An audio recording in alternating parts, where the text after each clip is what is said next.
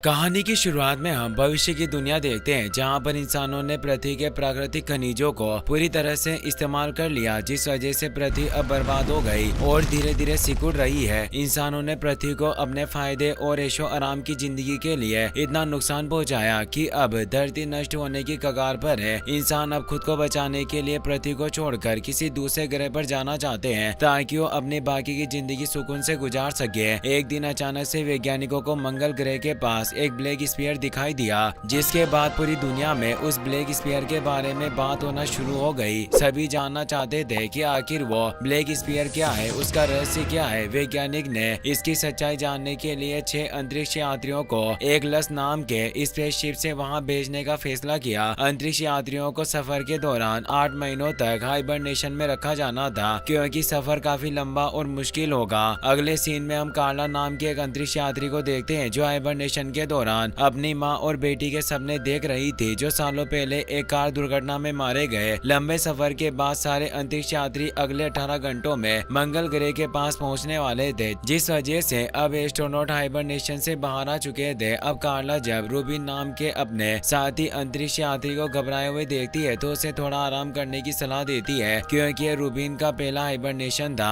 कार्ला इसके बाद commander Paul से मिलती है, जो ब्लैक स्फीयर के बारे में और अधिक जानकारी इकट्ठा करने की कोशिश कर रहे थे, लेकिन स्पेसशिप का एआई सिस्टम ब्लैक स्फीयर को स्कैन करके इंफॉर्मेशन हासिल नहीं कर पा रहा था। कार्ला देखकर मिशन को रोकने के बारे में सोचती है, लेकिन कमांडर पॉल किसी भी तरह इस मिशन को पूरा करना चाहते थे और ब्लैक स्फीयर की सच्चाई दुनिया के सामने लाना चाहते थे। वहीं दूसरी तरफ रूबिन अब और भी डरा हुआ था, क्योंकि उनके पास ब्लैक स्फीयर के बारे में कोई जानकारी नहीं थी। अब वो लोग जब मिशन के हेड कमांडर वेंस से पृथ्वी पर संपर्क करते हैं, तो वेंस उन्हें बताते हैं कि पृथ्वी पर लोग ब्लैक स्फीयर की सच्चाई जानने के लिए बेकरार है, इसीलिए उन्हें किसी भी तरह इस मिशन को पूरा करना होगा। कार्ला को शिप में अपनी मां की आवाज सुनाई देने लगी, लेकिन जब वो उस तरफ जाती है तो देखती है कि वहां पर कोई नहीं होता। वहीं दूसरी तरफ रूबिन को भी अपने कमरे में कुछ अजीब तरह की आवाजें सुनाई देने लगी, जिससे वो डर जाता है। अब शिप का एआई सिस्टम बताता है कि ब्लैक स्फीयर एक खास प्रकार का एनर्जी प्रोड्यूस कर रहा है। कार्ला जानकर जल्दी से शिप के कंट्रोल रूम में पहुंच जाती है, जहां से वो देखती है कि ब्लैक स्फीयर से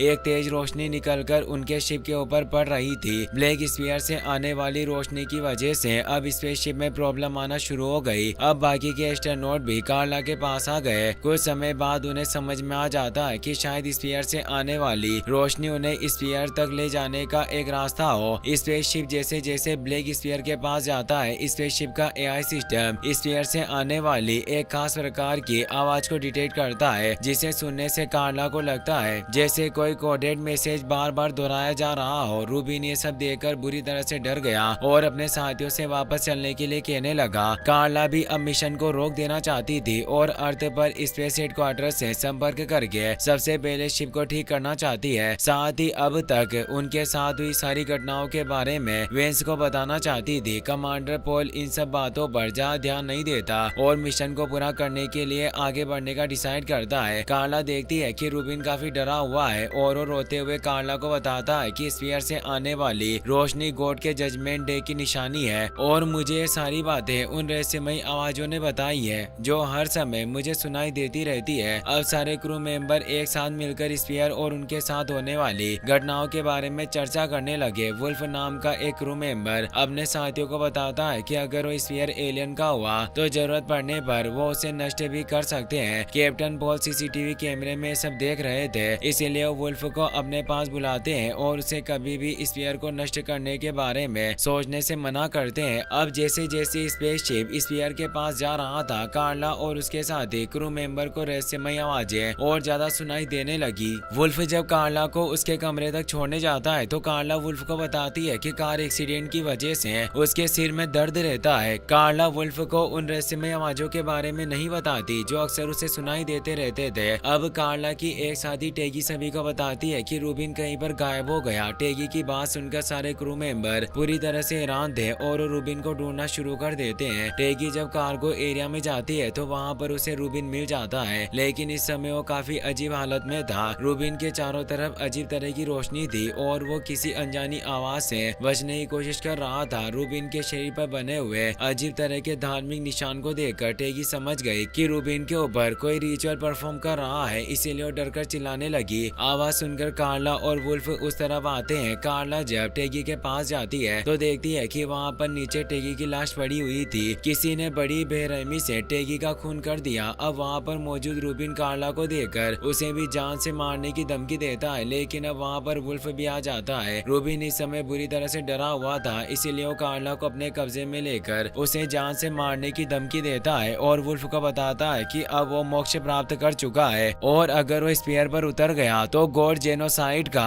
हिस्सा बन जाएगा, जिस दिन भगवान सारे इंसानों को खत्म कर देंगे। रूबिन वुल्फ को बताता है कि पॉल उनसे कुछ छुपा रहा है। अगले ही पल वहाँ पर पॉल भी आ जाता है, जो बिना कुछ सोचे रूबिन को शूट कर देता है, जिससे रूबिन की वहीं पर डेथ हो जाती है। पॉल इसके बाद वुल्फ को डेड बॉडी बैग में डालने के लिए बोलकर वहाँ से चला जाता है। कार्ला रूबिन का चाकू उठाकर पॉल का पीछा करती है। कार्ला पॉल से पूछती है कि क्या वो कुछ जानता है। इस पर पॉल घबराते हुए कहता है कि हमें किसी भी तरह मिशन को पूरा करना है। कार्ला जब गुस्से में पॉल से पूछती है कि आखिर वो इस तरह से अपने साथी की मौत कैसे कर सकता है। इस पर पॉल कोई जवाब नहीं देता और वहाँ से चला जाता है। वहीं दूसरी तरफ वुल्फ दोनों डेड बॉडी को हाइबरनेशन पोर्ट में रख देता है। अब एलिस नाम का एक क्रू मेंबर अनाउंस करके सभी को बताता है कि अगले 3 दिनों में वो स्फीयर तक पहुंच जाएंगे। इसके बाद वो खुद को सभी से अलग कर लेता है और एक छोटे से शिप में चला जाता है। वहीं दूसरी तरफ कार्ला जब स्फीयर को अच्छे से देखती है तो उसे पता चलता है कि स्फीयर के ऊपर कुछ अजीब तरह के सिंबल बने हुए थे। अगले सीन में हम देखते हैं कि शिप जब स्फीयर पर उतरता है तो उसका कम्युनिकेशन सिस्टम वापस से काम करने लगता है, जिसकी वजह से पृथ्वी पर मौजूद वेंस का कनेक्शन वापस से क्रू मेंबर्स के साथ हो गया। कार्ला और उसके साथियों को पता चलता है कि अब पृथ्वी पर भी स्फीयर की तरह ही अजीब तरह के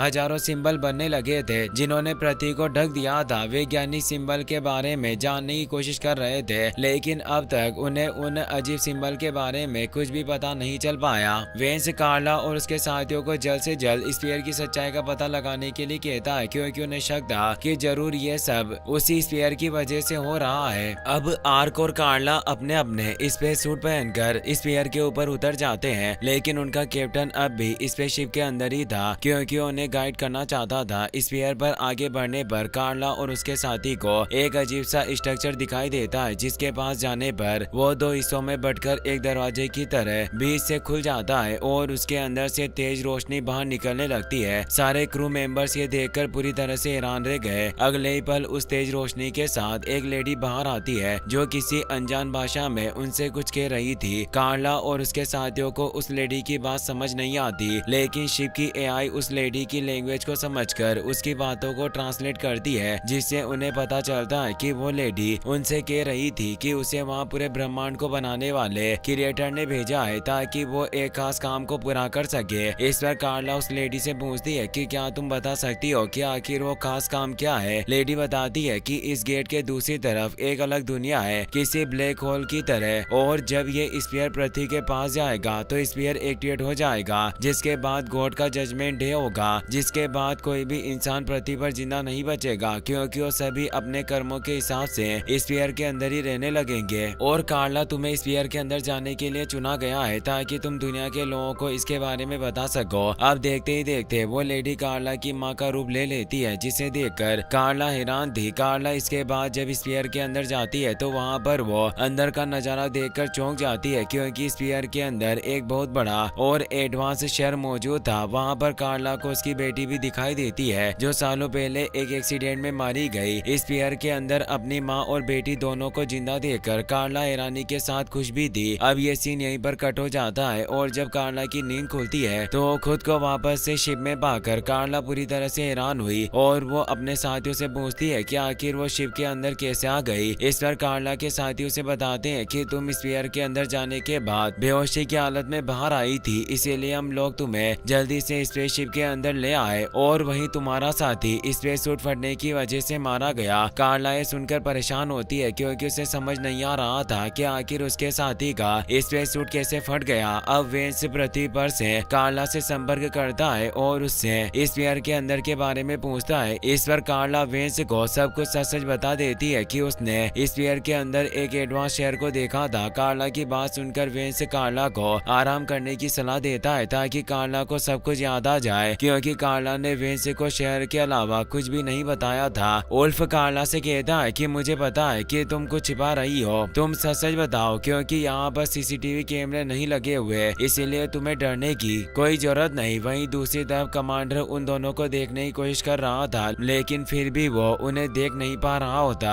जिसकी वजह से वो काफी ज्यादा परेशान था। वहीं दूसरी तरफ कार्ला उल्फ को बता देती है कि उसने स्फीयर के अंदर अपनी फैमिली, साथ ही कार्ला उल्फ से ये भी कहती है कि मुझे कमांडर के ऊपर शक है कि कमांडर कुछ छुपा रहा है। कार्ला कमांडर की सच्चाई का पता लगाने के लिए अपने साथी के उस स्पेस सूट को चेक करती है, जिसके कमांडर के अनुसार फटने की वजह से उसके साथी की डेथ हुई थी। कार्ला ये देखकर पूरी तरह से दंग रह गई कि स्पेस सूट फटा नहीं था, बल्कि उसके ऊपर गोली लगने का निशान था, यानी कि कमांडर ने ही उसके साथी की गोली मारकर हत्या की थी। कार्ला इसके बाद कमांडर के कमरे का दरवाजा तोड़कर कमांडर की सच्चाई का पता लगाने की कोशिश करती है, लेकिन कार्ला को ऐसा करते हुए कमांडर देख लेता है, इसीलिए वो अपने साथी को कार्ला को रोकने के लिए भेजता है। कमांडर का साथी अब जैसे ही कार्ला के पास आता है, कार्ला उसके ऊपर गन तान देती है, क्योंकि वो जानती थी कि उल्फ एक एस्ट्रोनॉट नहीं बल्कि एक आर्मी का सोल्जर है और कमांडर उसे अपने साथ किसी खास मकसद की वजह से लाया है। कार्ला गुस्से में उल्फ को सारी सच्चाई बताने के लिए कहती है, लेकिन अगले ही पल वहाँ पर वेंस का एक होलोग्राम अपीयर हो जाता है, जो कार्ला को सारी सच्चाई बताता है कि किस प्रकार ये सब उसके प्लान का हिस्सा है और उसने ही उल्फ को एक खास मकसद से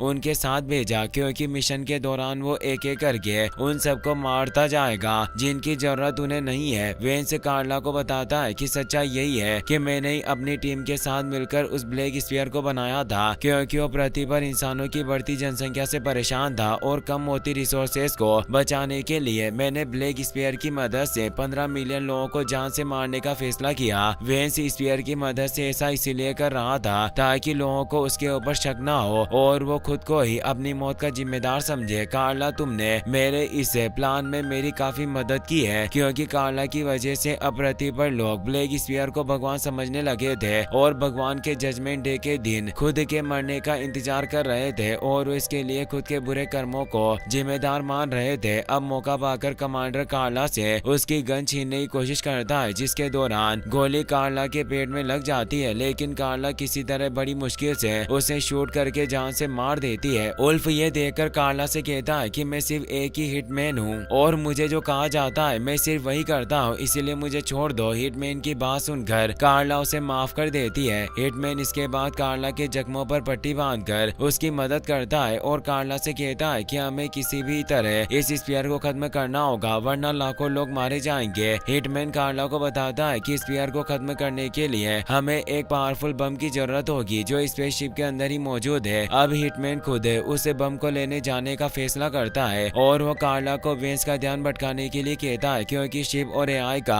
कंट्रोल वेंस के पास ही था। हिटमैन के जाने के बाद कार्ला वेंस का ध्यान भटकाने की कोशिश करती है और वेंस से सवाल पूछती है कि आखिर स्फीयर को तुमने बनाया है तो उसमें मुझे अपनी माँ और बेटी क्यों दिखाई दी। इस पर वेंस कार्ला को बताता है कि जिस कार दुर्घटना में तुम्हारी मदर और डॉटर की मृत्यु हुई थी उसे मैंने ही करवाया था ताकि मैं अपने इस मिशन को पूरा कर सकूं। साथ ही मैंने तुम्हारे दिमाग के अंदर एक खास प्रकार की नैनो चिप को भी फिट करवाया, जिसकी मदद से मैं तुम्हें सब कुछ दिखा सकता हूँ जो मैं दिखाना चाहता था। कार्ला ये जानकर बहुत गुस्सा होती है और वेंस के होलोग्राम को शूट कर देती है। अब वेंस ने शिप के ऑटो एक्सप्लोजन वाले प्रोग्राम को एक्टिवेट कर दिया था, जिसकी वजह से अगले कुछ ही समय में स्पेसशिप एक तेज धमाके के साथ नष्ट हो जाने वाली थी। वहीं दूसरी तरफ हिटमैन जल्दी से वो बॉम्ब लेकर कार्ला के पास आ रहा था। हिटमैन कार्ला को शिप का बैकअप कोड भी दे देता है, जिससे शिप का कंट्रोल कार्ला के पास आ जाता है, लेकिन अब काफी देर हो चुकी थी क्योंकि अगले ही पल शिप में ब्लास्ट होना शुरू हो जाते हैं। कार्ला और हिटमैन समय रहते ही छोटे से पोर्ट में बैठकर शिप से अलग हो गए, जिससे उनकी जान बच जाती है और वो दोनों ब्लैक स्फीयर के ऊपर आ जाते हैं। अब हिटमैन कार्ला को पोर्ट के अंदर ही कैद कर देता है और कार्ला को बताता है कि उस बॉम्ब को स्फीयर के अंदर ही जाकर एक्टिवेट करना होगा, जिसके दौरान धमाके के साथ बॉम्ब को एक्टिवेट करने वाले की भी मौत हो जाएगी और हिटमैन ने इसके लिए खुद को चुना था। हिटमैन कार्ला को वापस घर जाने के लिए कहता है। कार्ला ये सब देखकर इमोशनल हो जाती है। अब कार्ला को ना चाहते हुए भी वापस पृथ्वी की तरफ जाना पड़ता है और इस दौरान जब वो अपने टीम मेंबर्स के बारे में सोच रही होती है तो वहीं दूसरी तरफ ब्लैक स्फीयर पर हिटमैन बम को एक्टिवेट कर देता है, जिससे एक जोरदार ब्लास्ट होता है जिसमें हिटमैन और ब्लैक स्फीयर दोनों खत्म हो जाते हैं। अब कार्ला जब दुखी मन से पृथ्वी की तरफ बढ़ रही होती है तो उसे पता चलता है कि पोर्ट की मदद से पृथ्वी पर पहुंचने में उसे पूरे 7 साल का समय लगने जाने वाला था, लेकिन कार्ला को इससे कोई फर्क नहीं पड़ता क्योंकि उसने लाखों लोगों की जान बचाई थी। इसी के साथ ये मूवी यहीं पर खत्म हो जाती है। वीडियो पसंद आया हो तो अपने दोस्तों के साथ शेयर करना।